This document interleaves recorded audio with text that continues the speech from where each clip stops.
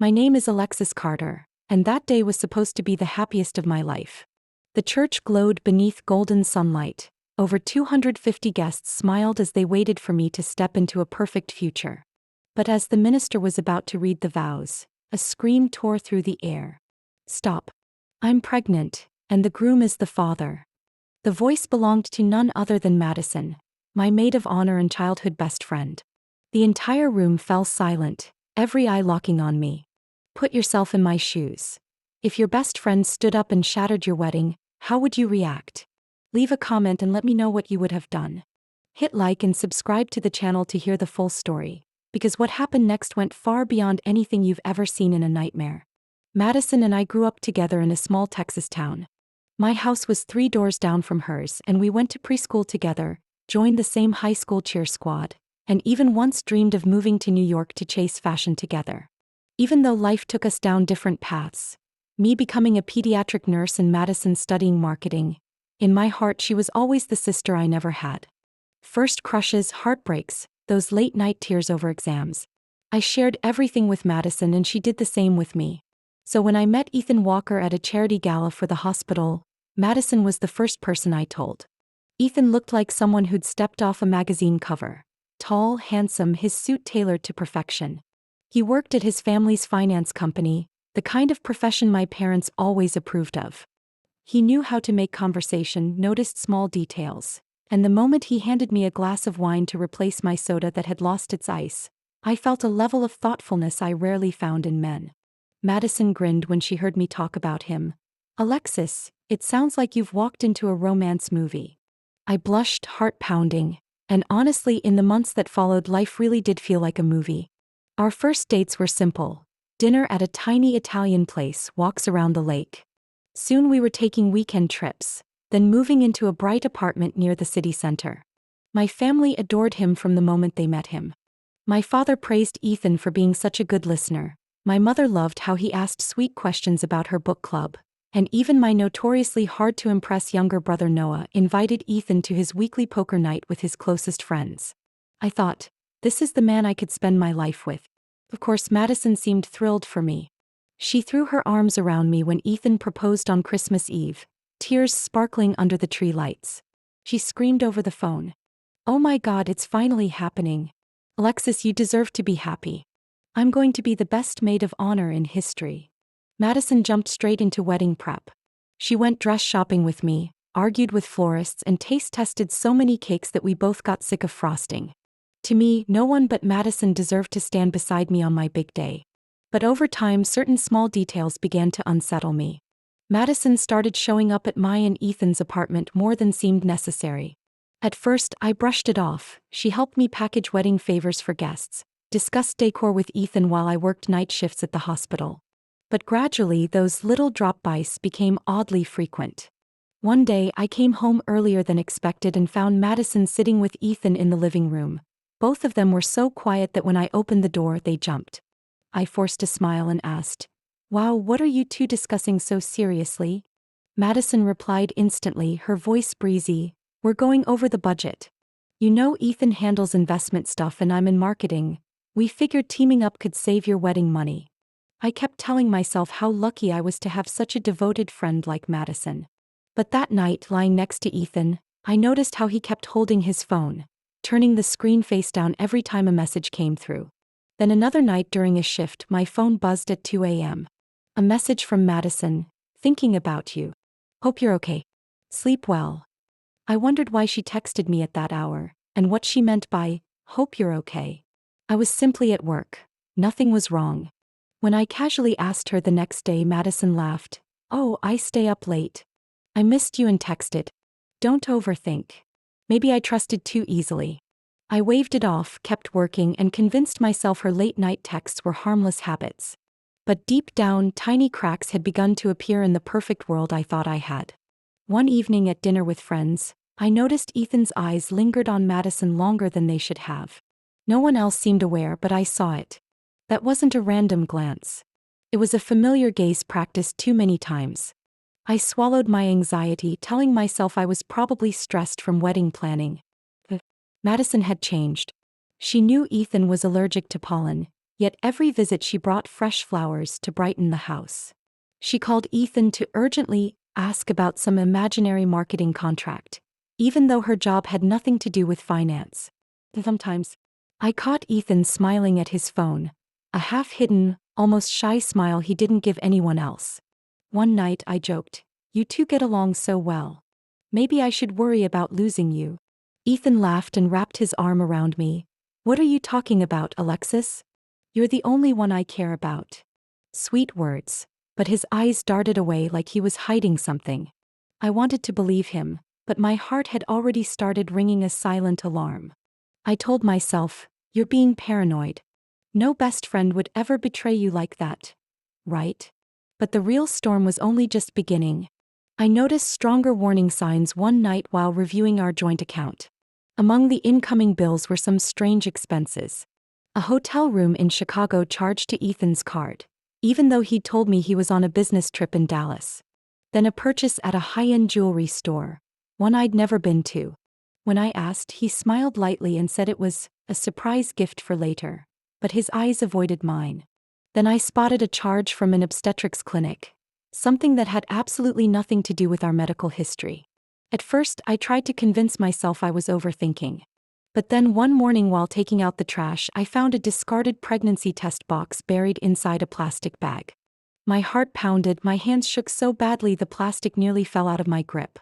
When I brought it up, Ethan swore he knew nothing, while Madison cheerfully jumped in saying it must have belonged to her cousin, who visited the day before.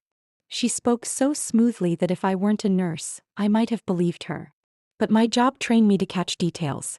That box was sold only at a drugstore a few blocks from us, where Madison often stopped after work. As I watched Madison's forced smile, something in my chest tightened. I finally realized, no one could tell me not to worry anymore. My instincts were screaming.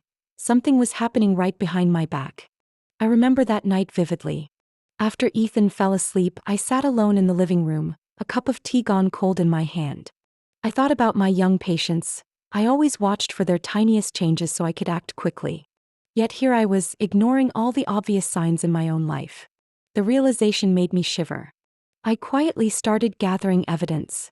I paid attention whenever Ethan drank water and secretly kept the glass, placing it in a plastic bag so I could use it later for a possible DNA sample. I found a few strands of blonde hair on the pillow in the living room, even though my hair is brown and Ethan's is black. Madison so happens to have striking blonde hair. I carefully clipped those strands into a small envelope and hid it at the bottom of my nightstand drawer. From that moment on, I decided to record conversations. One time I heard Ethan in the kitchen, his voice tense. "Madison, you need to be more careful. Alexis isn't stupid." I froze behind the bedroom door. The exchange was short, a few muttered words, but it was enough for me to know I was no longer imagining things. Another day, Madison stopped by while I was getting ready for a night shift. She brought a paper bag, saying it had a few things to adjust for the wedding. As I stepped out to grab my coat, I heard her whispering on the phone. "He promised me. After the wedding, he'll handle things with me. We need to keep Alexis from getting more suspicious." Each day, more details piled up. I saw Ethan withdrawing cash more often, sometimes disappearing for hours with no explanation. Once I asked him about it. He only smiled. "I'm handling company matters. Don't worry." The safety I once clung to whenever he was near had vanished without a trace. All I saw were layers of defenses. During another family dinner, my mother asked, "Alexis, how do you think Madison's doing lately? She's helped so much. I really adore her." I forced a smile. "Yes, Madison's doing fine, Mom." But inside me, suspicion churned like an undercurrent. Back at the hospital, I went to a friend in the lab. I didn't tell her everything, handed over the hair sample and asked for DNA testing against items I'd secretly collected from Ethan. I knew I was crossing a dangerous line, but I also knew that if I didn't uncover the truth, I would live forever in doubt. While waiting for the results, I couldn't sleep well. Every glance between Ethan and Madison felt like a knife slicing straight into my trust. I began remembering every detail I had dismissed. Midnight texts, shy smiles, times Ethan said he was busy, but came home with a shirt that smelled like unknown perfume. One day I decided to act to test them. I pretended to forget a shift and came home early. As I opened the door, I heard soft laughter in the living room, followed by hurried movements as if someone was cleaning up. Madison appeared first, her cheeks flushed. "Oh, Alexis." I stopped by to grab some wedding paperwork. Ethan was helping me go over it. Ethan came out afterward, his collar slightly rumpled. He smiled awkwardly. "You're home early? I was going to text you to eat dinner out." I said nothing. But inside me, a new determination formed.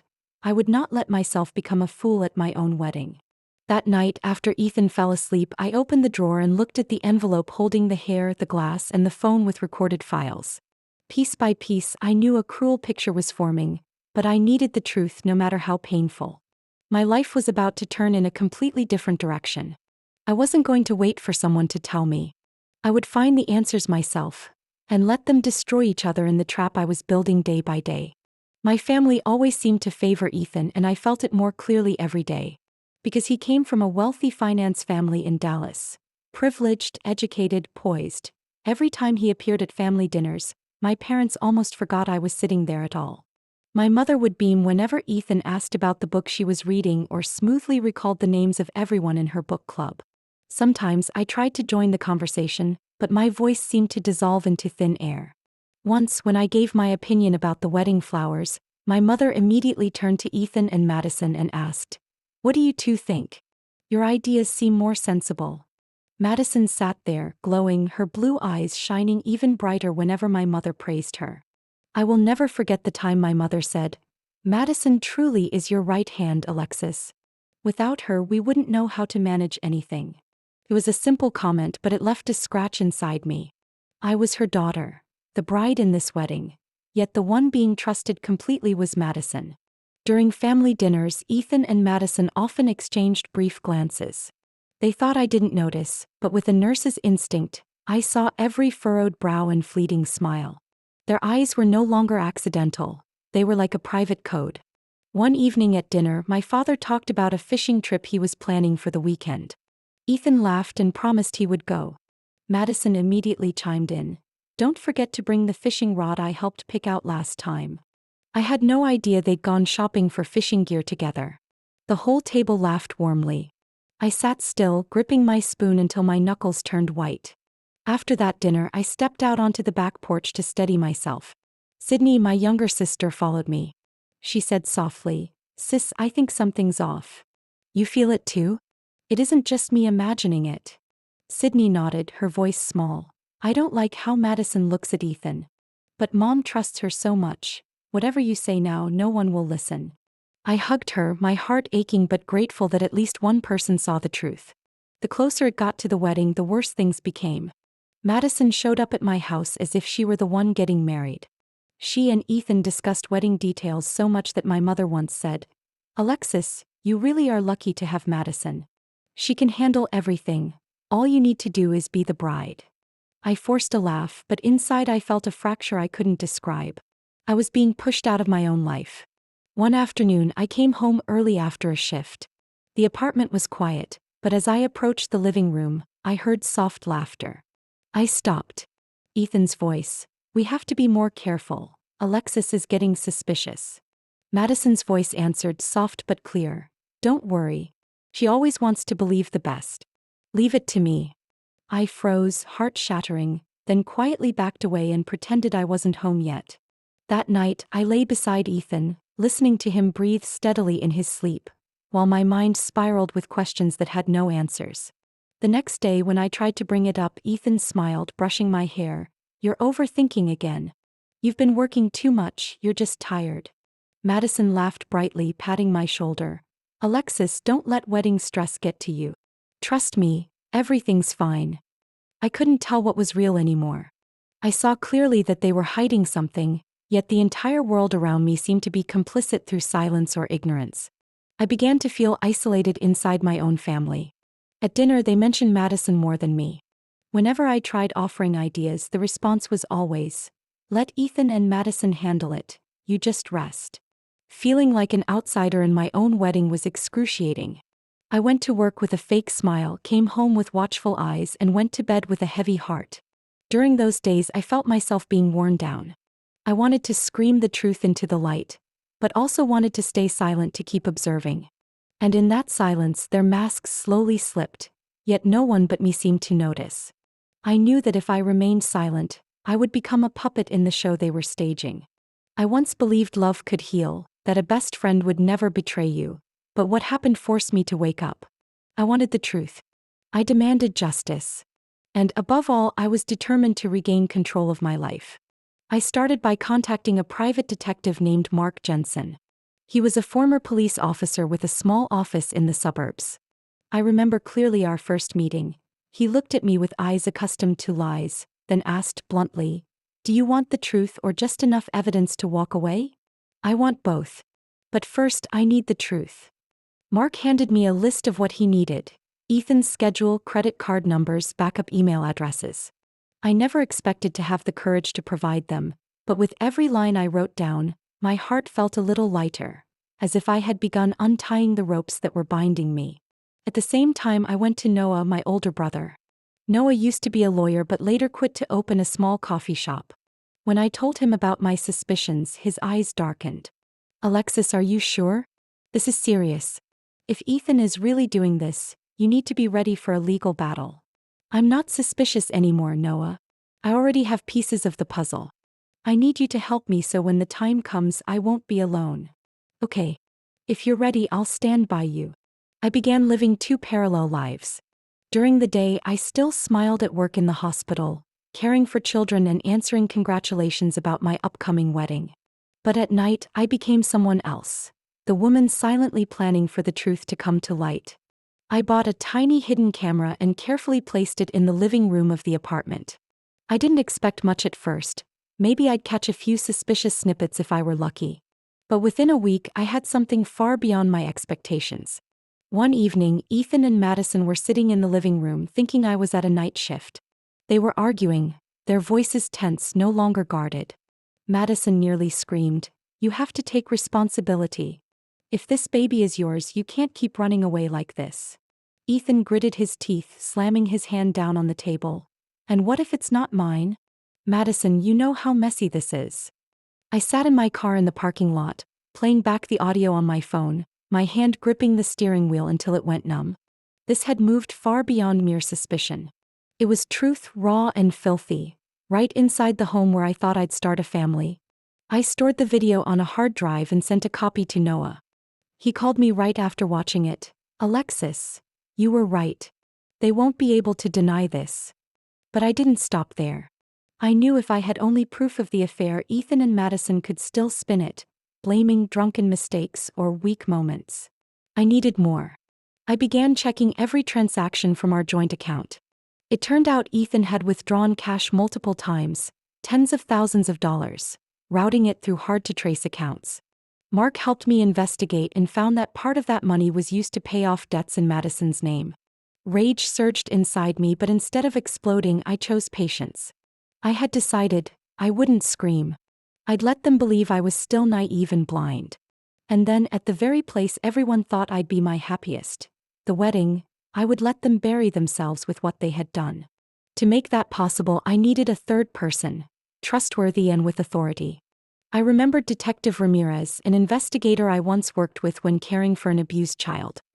He was a quiet man, but his eyes were unshakable. I met him at a small cafe near the hospital. Ramirez listened without much expression. When I placed a USB containing the video of Ethan and Madison on the table, he pushed it back toward me and said, "What do you want me to do with this?" I took a deep breath, my hands slightly shaking. "I want you to hold on to it. But don't take any action until the wedding day. I need everyone to witness the truth." He raised an eyebrow. "You understand you're choosing to expose them publicly, not take them to court? I want them to pay, not only with legal consequences but by losing the masks they've worn for so long.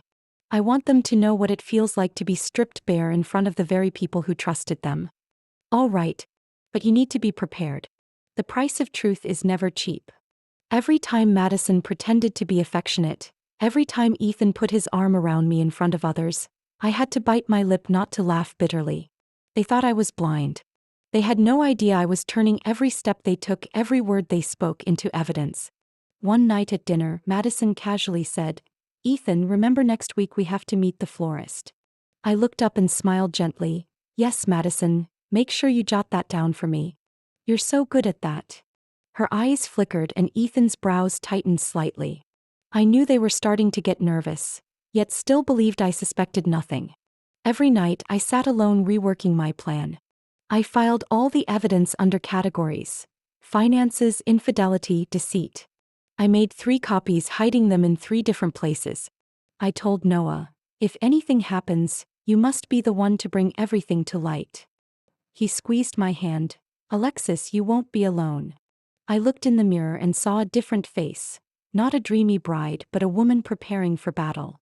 A battle I never expected to fight, but now the only path to protect myself and my dignity. The night before the wedding, I went back to my parents' house to stay with Sydney and a few close friends. I hoped for a peaceful night, far from the suffocating apartment full of secrets. But that very night I accidentally overheard a conversation that made my heart sink again. I was passing my father's study on my way to the kitchen when I heard my parents' voices. The door was ajar, enough for me to hear clearly. My mother's voice was low but strained. Henry, you think I don't notice? Madison's in Alexis's house more than she should be. I see the way Ethan watches her. No man stares at a little sister with that kind of hunger. My father sighed heavily, the sound of his hand tapping the wooden desk. I know. But we can't do anything right now. Tomorrow's the wedding. Everything's ready, hundreds of guests, relatives flying in. If we stir things up now, what happens to our family's reputation? My mother answered, her voice breaking. Reputation? What about your daughter's happiness? Look at Alexis lately, she's lost weight, dark circles under her eyes, she knows something.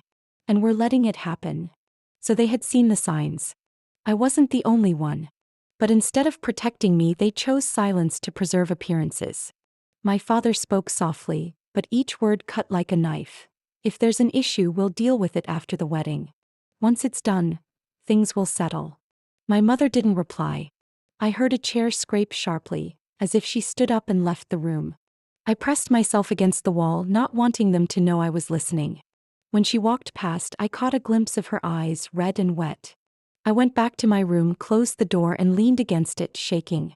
Sydney was on the bed, scrolling her phone. She looked up. Are you okay? Yeah, just a little tired. But inside I felt like the air had been sucked from my lungs. My parents, the ones I believed would always shield me, had also chosen to look away. I felt a loneliness so sharp it hurt to breathe. And yet, a sharper thought ignited inside me. If they didn't dare to speak up, then I would. Not for myself, but for this entire family, to prove that truth cannot stay buried beneath a fake sense of honor. The next morning, while I was getting my makeup done, my mother came into the room. She adjusted my veil, her hands trembling slightly.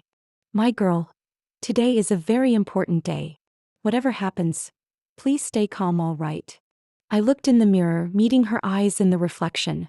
Eyes that wanted to say more than she could voice. I nodded gently. Throughout the morning, Madison acted busier than the bride herself. She scurried around adjusting flowers, checking the reception tables, while Ethan stayed right by her side, as if the two of them were co-directing a major event. Every time I tried to step in, they threw me a polite smile. Don't worry, Alexis, we've got this. At noon, I found my father out on the porch. He was smoking a cigar, eyes distant. I walked up. Dad, if you know something, why won't you tell me? He hesitated, then set the cigar down in the ashtray. Alexis, I want everything to go smoothly. I don't want your big day to turn into a laughingstock. Tears welled in my eyes, but I swallowed them, keeping my voice calm. Dad, the truth already is a joke. You don't want to see it yet. He turned away, shoulders trembling, but said nothing more. In that moment, I understood I was entirely alone in this plan. My family, out of fear of public scrutiny, would never take my side. But that very loneliness made me stronger. I felt my heart grow colder, and at the same time steadier than ever. That night, after the whole house had gone to sleep, I opened my laptop and replayed the video of Ethan and Madison arguing. Madison's voice crackled through the headphones. You have to take responsibility. If this baby is yours, you can't leave me. I stared at their deceitful faces and whispered to myself, tomorrow, everyone will see. No one will be able to deny it. The moment Madison blurted, I'm pregnant and Ethan is the father, the entire church held its breath.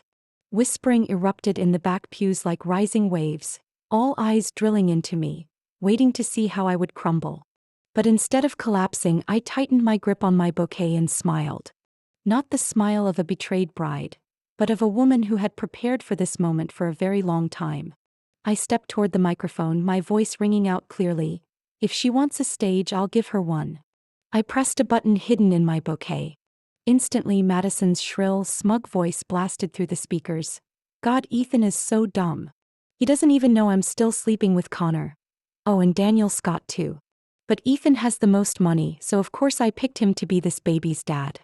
Lifetime free insurance. Gasps echoed beneath the vaulted ceiling. People clapped hands to their mouths. Oh my God, spreading like wildfire. Connor, Ethan's younger brother, stood pale and frozen among the groomsmen. His fiancée, Rachel, eyes bulging, suddenly dropped to the floor as guests rushed to catch her. Ethan's mother broke down sobbing, clutching her husband's arm like the world might collapse. Ethan fell to his knees on the altar, face as white as a sheet, lips moving but unable to speak. I didn't let the silence linger. I pulled an envelope from my bouquet, opened it, and held up a DNA report, the coldness in my voice echoing across the church. And here, the proof. The baby Madison is bragging about is not Ethan's. The father is Connor Walker. The room exploded. People shouted, women screamed. Rachel was carried out. Mr. and Mrs. Walker looked thunderstruck as if lightning had struck indoors. Connor stumbled backward. No way. Madison, tell me she's lying. Madison tried to recover. Connor, don't believe her. Alexis made this up because she's jealous. She wants to humiliate me. Then explain why your voice is on that recording. Why the DNA matches. Or are you saying the lab is part of my conspiracy? The crowd laughed cruelly, hurling curses. One of my aunts shouted prayers and insults in a mix of Spanish and English. Madison shook, trying to reach Ethan, but he shoved her away, eyes bloodshot. What did you do to my brother? Daniel Scott? God. Ethan was berated. Madison was eyed like a venomous snake. My father's face turned red with both anger and heartbreak. My mother cried into her hands. Sydney and Noah rushed to my sides like guards. Madison collapsed, clutching at my dress, her voice cracked. Alexis, let me explain, I was pressured, I didn't mean for this. No, Madison. You wanted everything. And now you'll lose everything. At that moment I saw Daniel Scott, Ethan's boss, sitting in the front row, face purple with rage, hands trembling. His wife turned and slapped him so hard the sound echoed. He staggered to his feet, scrambling to escape under the furious eyes of hundreds. Ethan clutched his knees, whispering crazily, No. This can't be, it's just a nightmare. For the first time I saw cowardice down to his bones. The great man my family once praised was now nothing but an empty shell. Voices swelled. Phones came out, people live-streamed, texting frantically. I heard someone whisper, this is going to be in the news. Biggest scandal of the century. I inhaled deeply, stepping back. I had done exactly what I set out to do, make their masks fall in front of everyone. And once the light hit those traitors, they had nowhere left to hide. The church erupted into chaos, shouting, crying, phones flashing. Then suddenly the heavy doors burst open with a loud bang. A commanding voice cut through the noise. Ethan Carter, Madison Lane, you are under arrest for financial fraud, identity theft, and embezzlement. All heads turned. Detective Ramirez stood at the end of the aisle with 4 uniformed officers, the red and blue lights from the patrol cars outside flickering through stained glass, turning the sacred space into something straight from a crime movie. Madison screamed, this is a mistake. You have no right to do this to me.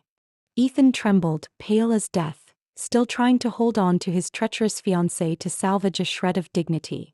I handed Ramirez the file I had been guarding. Here is supplementary evidence. Ethan forged my signature to take out a second mortgage. $75,000. The bank has confirmed everything. Ramirez glanced quickly through the file, then motioned for 2 officers to handcuff Ethan. The cold click of metal snapping around his wrists felt like the final period on all the lies I had ever been forced to endure. Ethan's mother lunged forward, trying to shield her son. No. This is his wedding. How dare you turn it into an arrest scene? Ramirez answered calmly. Ma'am, justice doesn't pick a time or place. When the truth comes to light, action must be taken immediately. Madison shrieked, hair wild, makeup streaking down her face. You'll all regret this. A few guests came up to me. You did the right thing. You're incredibly brave. My eyes followed Ethan as he was led outside. His back was hunched, stripped of every ounce of the man who once promised to protect me. He looked over his shoulder, pleading silently, but no words came from his mouth. The church stayed in uproar. People filmed, whispered, even snickered as Madison was dragged away in her once pristine wedding gown now stained with mud from the yard. But inside me there was a strange calm. Ramirez turned to me, his eyes both stern and warm. You stood your ground. Not many have that kind of courage. In the middle of chaos, I knew I had chosen the right path. The path of truth, of justice, and of liberation. I never imagined that the most painful moment of my life could become the beginning of a brand new journey. After my wedding turned crime scene, my name appeared on every newspaper and website. At first, the attention was exhausting. But then the messages filling my inbox weren't insults. They were empathy and encouragement. The hashtag Wedding Revenge Bride was everywhere. Someone wrote, "She did what so many women wish they had the courage to do." Another message said, "You inspired me to walk away from a marriage built on lies." I realized my story was no longer a private humiliation. It had touched thousands of women trapped between betrayal and silence. A week later, I was invited onto a morning talk show. The host asked, "Do you regret exposing everything on what was supposed to be your happiest day?" If I had stayed silent, I would have lived in a marriage built on deceit and exploitation. I chose truth even when truth hurts. After that show, my email blew up with book offers, speaking requests, asking me to talk about how women can protect themselves not just emotionally but financially. I never thought I'd stand on stage sharing my own pain, yet the grateful eyes of women in the audience gave me strength. I sold the apartment I used to share with Ethan, along with every fake memory it held. Holding the keys to my new home, a small house in Denver, I took a deep breath. For the first time in months, I could breathe freely. The house wasn't big, but it was completely mine. I adopted a husky and named him Atlas. "You'll carry the sky for me, okay?" I laughed as I hugged him. With Atlas, my once lonely evenings filled with tiny footsteps and bright, loyal eyes. During the day, I returned to school for my master's in pediatric nursing. People asked, "After all this, why not chase fame? Why go back to studying so hard?" I answered, "I want a life built on real value, not just the spotlight." I'll never forget my first day back in class when the professor introduced me. "You might have seen her on the news, but here she's your peer walking this academic journey beside you." I felt relieved to be seen as a person, not just the revenge bride.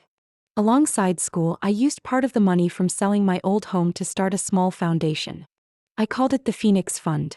Every time I got an email saying, "My husband emptied my bank account," or "My boyfriend tricked me into signing loan papers," I remembered myself. With volunteers, I helped women with legal guidance, therapy referrals, or simply by listening. One night, Emma, a woman in her 40s we'd just helped escape debt left by her ex, called me. Her voice trembled. "Without you, I would have lost my house. Thank you for not letting me fall." Each morning, I walked Atlas through my snowy neighborhood, mountains rising in the distance. I was no longer the woman abandoned at the altar, not Ethan's shadow. I was me standing on my own soil, walking my own new road. 1 year later, I went to Italy. I had promised myself that when everything ended, I would visit Amalfi, the place I pictured with bright white cliffs, narrow paths to the sea, and sunsets that melted like gold over water. Now here I stood, breathing salty wind as my body finally relaxed. In my hand, my phone buzzed with a message from my lawyer. "Ethan and Madison officially sentenced to 5 years. No early release." I stared at the words for a long time, as if an old wound had finally scarred over. I sat on a small wooden bench by the rocks, sunset lighting my shoulders. An elderly Italian couple passed by. The wife waved, "Bella Sera, signora." I smiled back. The husband glanced at the sea, then said, "They say anyone who comes to Amalfi at sunset carries a story they're ready to close." His words struck a perfect chord in my heart. I didn't need to explain, but somehow they understood. They walked on and I stayed, letting the waves swallow the last pieces of memory. Atlas sat beside me, resting his chin on my leg as if to say, "Look how far we've come." I stroked his fur, whispering, "Yes, we're okay now." That night, I dined alone at a cliffside trattoria. The owner, a silver-haired woman with a kind smile, chatted with me. When she learned I was traveling solo, she tilted her head. "Not lonely?" I sipped my wine, watching boat lights sparkle across the sea. "No. I was lonely once, surrounded by people even on my wedding day. But I'm free. Freedom is rare. Guard it with your life." Her words stayed with me all the way back to the hotel. In the bathroom mirror, I looked at my own face, not abandoned, not betrayed, but reborn. A woman who chose truth, freedom, and herself. When I opened the window, sea wind rushed in, the sound of waves whispering around me as if to say, "They thought they buried me on my wedding day. But I wasn't the bride they destroyed. I was the woman who rose from the ashes." Every painful step, every betrayal, every fall, had led me here. Standing between sea and sky with the future wide open, I no longer needed anyone to define my worth. You know, standing on the Amalfi Coast, watching the sun sink into the sea as I read the message about Ethan and Madison's sentencing, I suddenly realized, life isn't a chain of petty victories. Sometimes justice comes not to fuel revenge, but to let us move forward with a lighter heart. I chose to smile, not because they fell, but because I finally learned to choose myself. Freedom doesn't come from watching others crumble, but from the moment we dare to release the weight that once held us down. What about you? If you were in my position, would you choose forgiveness, silence, or would you stand up and expose the truth? I truly want to hear your thoughts, because every story reflects the journey we've each walked through life. If this story resonates with you, please leave a comment below. And don't forget to follow the channel so we can continue this journey together, with more stories about family, choices, and the powerful ways we find strength within ourselves.